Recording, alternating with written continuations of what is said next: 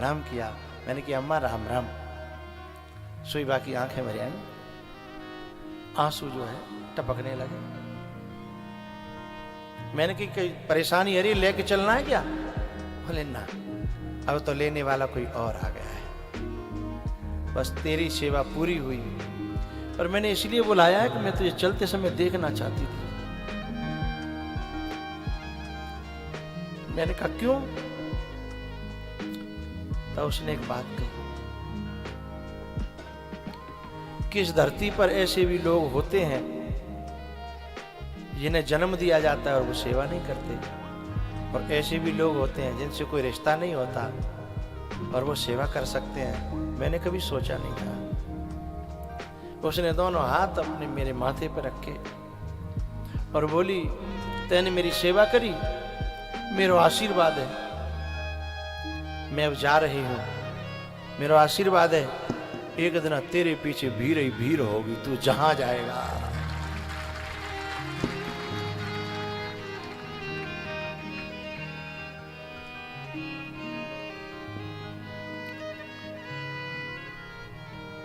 और वो डोकरी लुढ़क गई। आखिरी वचन था उसका।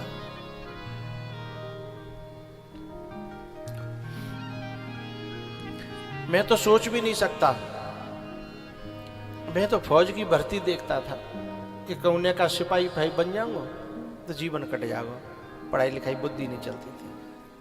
लेकिन जब उसका आशीर्वाद मिला, ऐसे संयोग बने, ऐसे संयोग बने, और आप सब लोग जानते हैं कि उसका आशीर्वाद ऐसा संग रहता है कि मैंने मनोना के बेहड़ में कथा करी, जहां दूर दूर तक गांव नहीं, वहां भी भीड़ का पार नहीं था। मुझे जहां चैलेंज किया गया कि यहां सोते ज्यादा आदमी कब ना आए, मैंने कहा आप चिंता मत करो, पांडाल लगाओ। मुझे अपना कोई बल नहीं है, मैं जानता ही नहीं। तुम्हें मेरी वाणी इतनी प्यारी लगती है, और सच बताऊं मुझे संगीत की ABCD नहीं आती, मुझे सरगम बिल्कुल नहीं आती, मुझे ABCD नहीं आती। लेकिन किसी का आशीर्वाद जब संग रहता है ना, तो सारी विद्याएं फिर प्रकट होने लगती हैं, सारी दुनिया का प्यार मिलने लगता है। तो मेरा कहना है इन सब उन औलादों से कि दुनिया की बड़े बूढ़े ने की सेवा न कर सको तो कम से कम जिन्होंने तुम्हें जन्म दिया, जिन्होंने तुम्हें पाला, जिन्होंने तुम्हें पढ़ाया, जिन्होंने तुम्हें दूध पिलाया, कम से कम विनय को आशीर्वाद ले लो। और ये आशीर्वाद कभी बेकार नहीं जाता, ये मैं व्यासपीठ से आपसे कह रहा हूं। ये आशीर्वाद हमेशा काम आता है।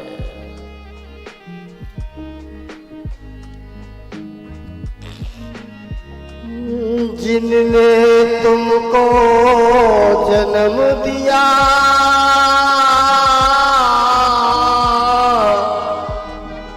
उस माँ को कैसे भूल गया।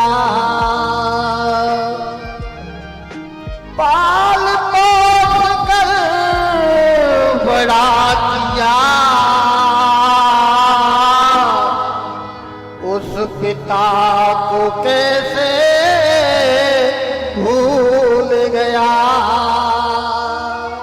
यदि माँ कछु समझावे तो काके तो छोरा, हे बाबरी ये तू तो है अकल इतना पढ़ी लिखी इतना है, तू इतनो बड़ो कर दो, इतनी अकल काफी है।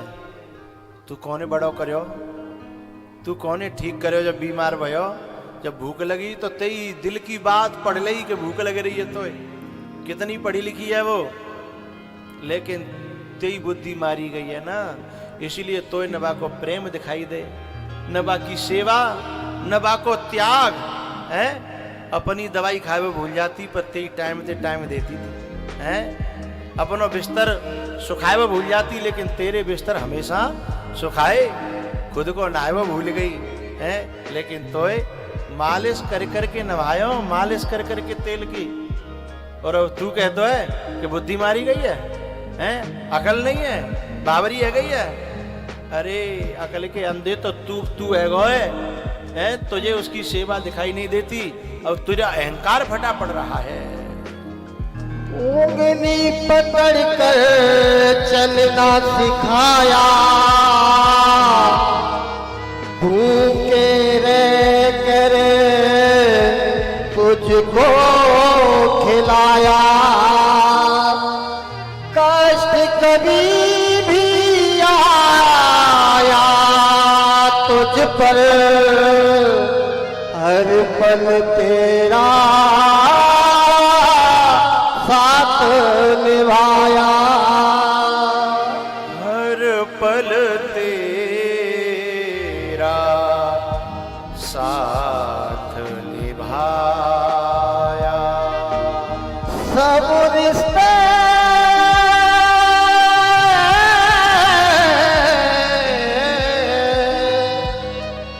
सब रिश्ते मिल जाएंगे जग में, ऐसे नहीं मिलेंगे मात पिता,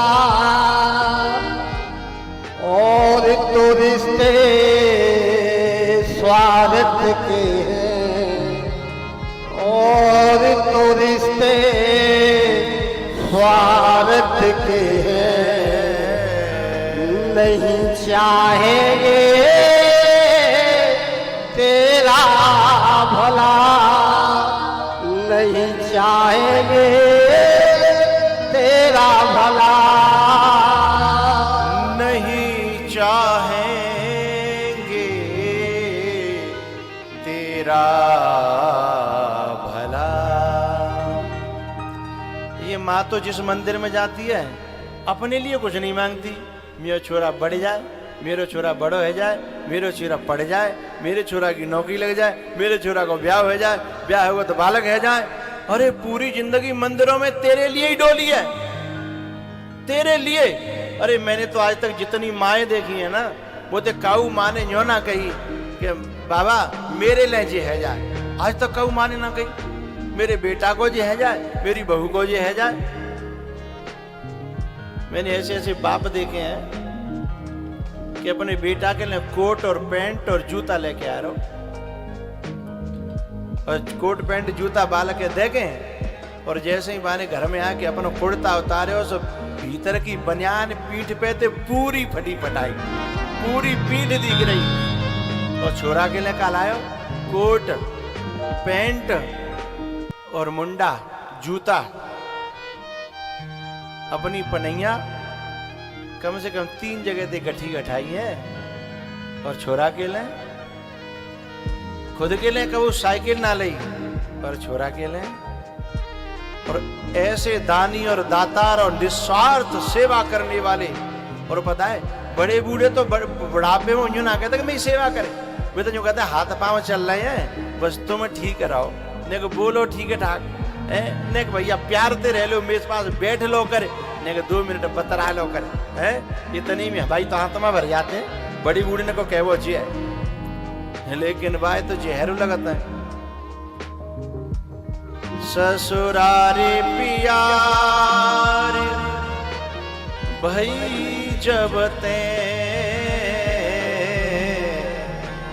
रिपुरूप कुटुंब भये तब ते। ये जो नई नई बहुएं आती हैं ना, और वो जब अपने पति को बार बार कान पे लगी रहती हैं कि न्यारी होनो न्यारी होनो न्यारी होनो, उन ऐसी बहुओं को नरक में भी जगह नहीं मिलती, ध्यान रखिएगा। जो बहू अपने बेटा अपने पति को उनके माँ बाप से दूर करती है, माँ की कोख में पले हुए, माँ की गोद में बड़े हुए, माँ के दूध से परिपुष्ट हुए उस बालक को जब माँ से छीनेगी ना, तो काउदना तेरा भी बच्चा यमराज तेरी गोद से छीन करके ले जाएगा। किसी माँ से बेटे को दूर करने वाला, और फिर वो कहे कि मैं सुख से रह लूं, ना ना ना।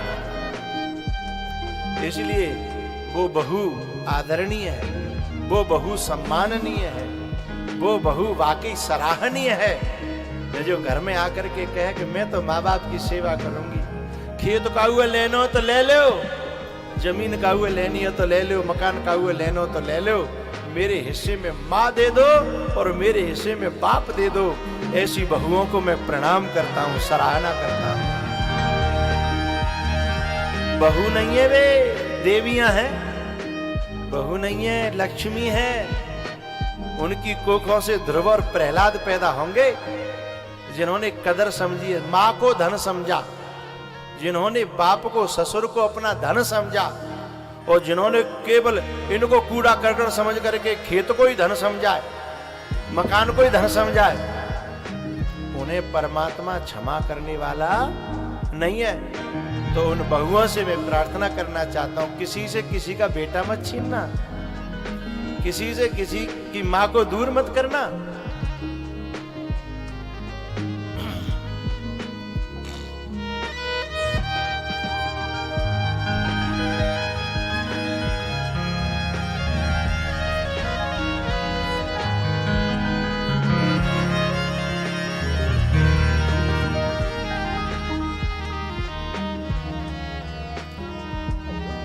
विपरहित सरीस धर्म नहीं भाई।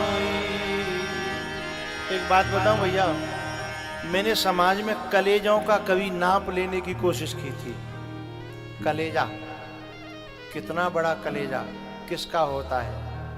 मैंने बहुतों के कलेजा नापे, भाई का नापा भाई से, पति का, पत्नी का, बच्चों का, लेकिन जब कलेजा मां के पे फीता रखा ना, तो फीता कम पड़ गया। कैसे नापा?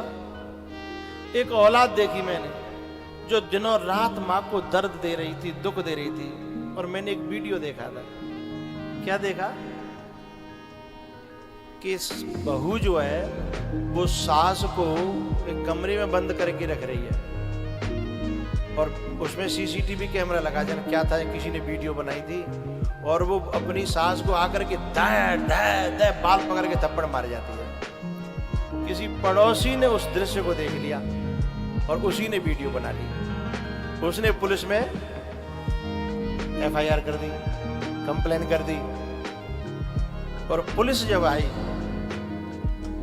उसने वीडियो दिखाया और वीडियो वायरल हो गया, पूरी दुनिया में कर दी। और पुलिस जब आई उसने वीडियो दिखाया और वीडियो वायरल हो गया, पूरी दुनिया में वीडियो दिखाया पुलिस को कि देखो ऐसे मारती है ये इसको।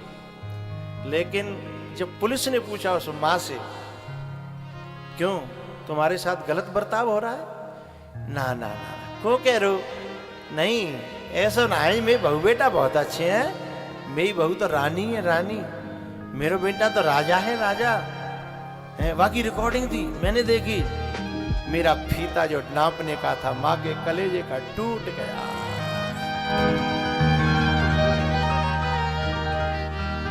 अपने बुरे से बुरे बेटे को भी ये न कह पाई कि मेरा बेटा खराब है। बुरी से बुरी बहू को भी, क्यों, जिन्हें पुलिस पकड़ जाएगी तो जिन्हें दर्द होगा, ये पकड़े जाएंगे, जिनकी बुराई होगी, जिनकी बदनामी होगी, है।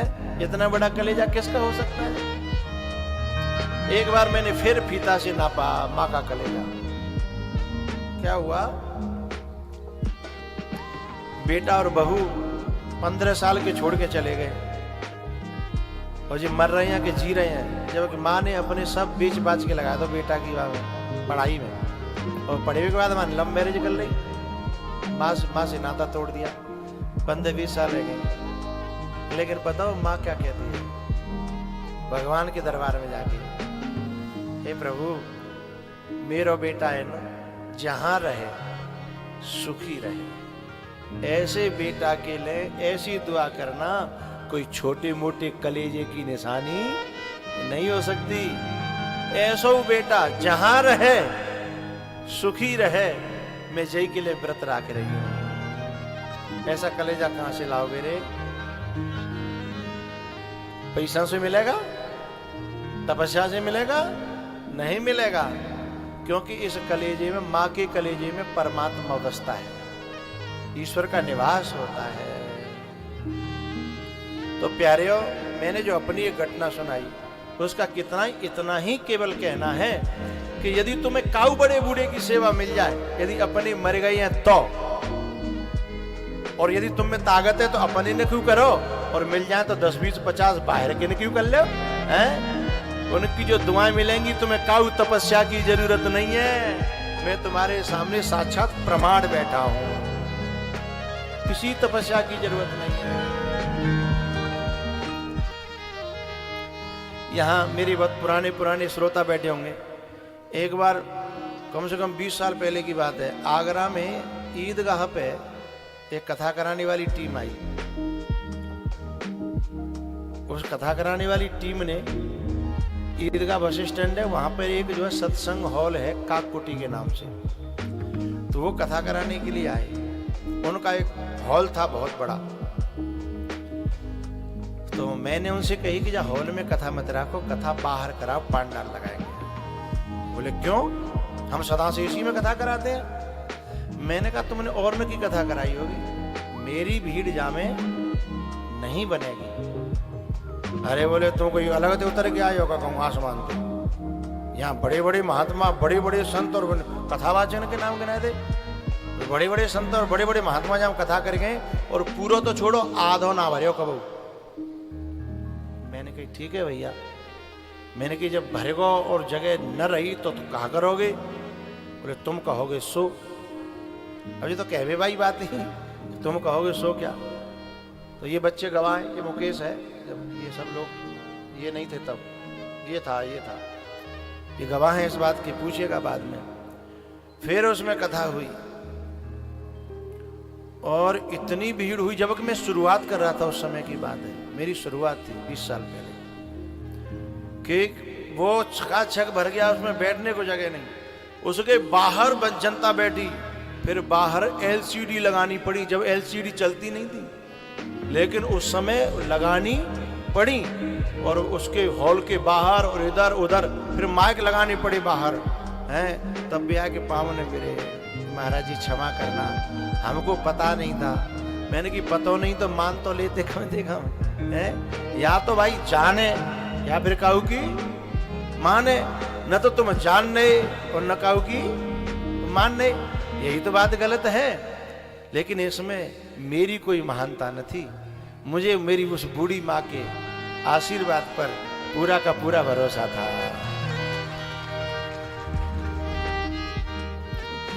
एक बार कथा हुई भजाई में, भिंड जिला में भजाई थी, बेहड़ में कथा थी। उसने भी एक छोटा सा टेंट लगाने की बात कही। फिर वो टेंट ढोते ढोते ढोते ढोते थक गया, हाथ जोड़ को महाराज क्षमा करो। इसमें मैं इस आशीर्वाद की बात बता रहा हूँ। ये एक आध बैठे हैं श्रोता वहां के, हैं वहां भी गए थे। तो ये केवल आशीर्वाद ऐसी चीज है, इसमें न तपस्या काम करती है, न साधना काम करती है न कोई चतुराई काम करती है? जब मैं दुनिया से चलूं तो ये दौलत मेरे साथ रख देना। दिल तक बात जाएगी, तैयार हो जाओ तालियों के लिए। जब मैं दुनिया से चलूं तो ये दौलत मेरे साथ रख देना, पैसा वाली नहीं, सोना वाली नहीं, जमीन वाली नहीं। जब मैं दुनिया से चलूं तो ये दौलत मेरे साथ रख देना। हे मेरे बुजुर्गों, मेरे सर पर बस अपना हाथ रख देना।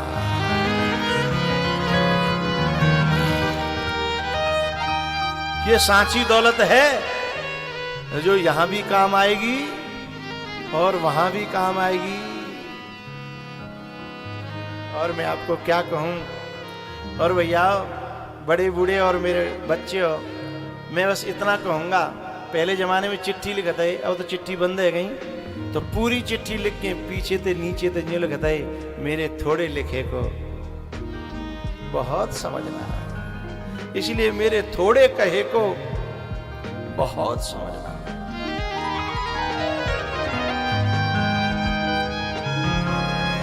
सौभाग्य लुट रहा है पर कोई लूट बजाने तो, क्योंकि सेवा बड़े बूढ़े घर घर दुखी हैं। अरे बिन की औलाद ना करी तो तुम कर ले, तुम लूट ले, लूटो ना जा रहो है।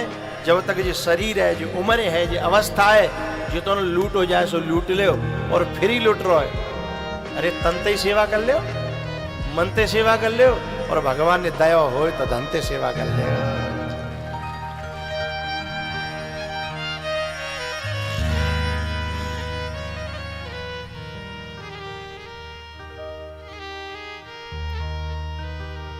परहित सरिस धर्म नहीं भाई, पर पीढ़ा सम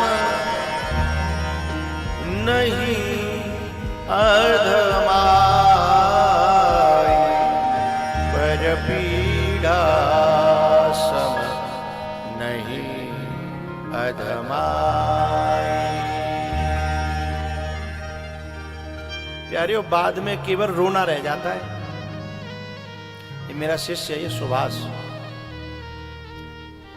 इनकी कथा होनी थी। इसका बड़ा ख्वाब था कि मेरे पिताजी भी और मेरी माताजी भी दोनों परीक्षित बनेंगे। बड़ी मनौती थी। मैं ये कहना चाहता हूं कि जिसके जीवन में नहीं रहते हैं और जिसके जीवन में माँ बाप नहीं है, हैं, उनसे पूछो उन्हें, क्योंकि पानी जब तक रहता है ना तब तक पानी की कदर नहीं होती। जब मैं इससे मिला, जब पिताजी नहीं रहे, तो क्या पिताजी या माताजी? पिताजी है ना, माताजी, हाँ, माताजी नहीं रही तो बस रो करके एक ही बात बोला, मेरी आखिरी इच्छा थी कि पिताजी माताजी दोनों परीक्षित बनते हैं।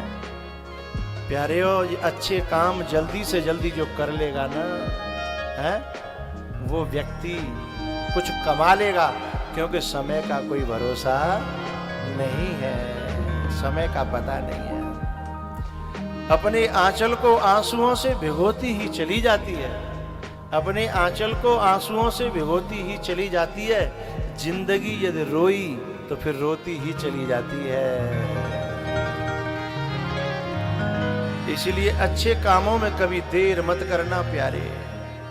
शुभ कर्मों में, सत्कर्मों में, अच्छे कामों में कभी देर मत करना प्यारे। देर जब होती है तो होती ही चली जाती है।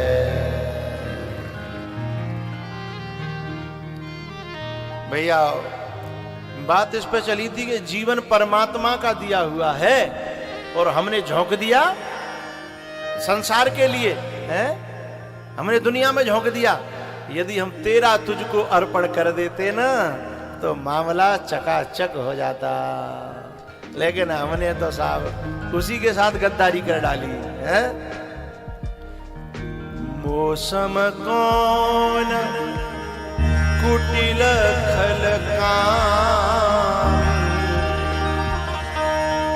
जेहि तन दियो जेहि तन दियो ताहि बिसरायो, ऐसो नमक हराम।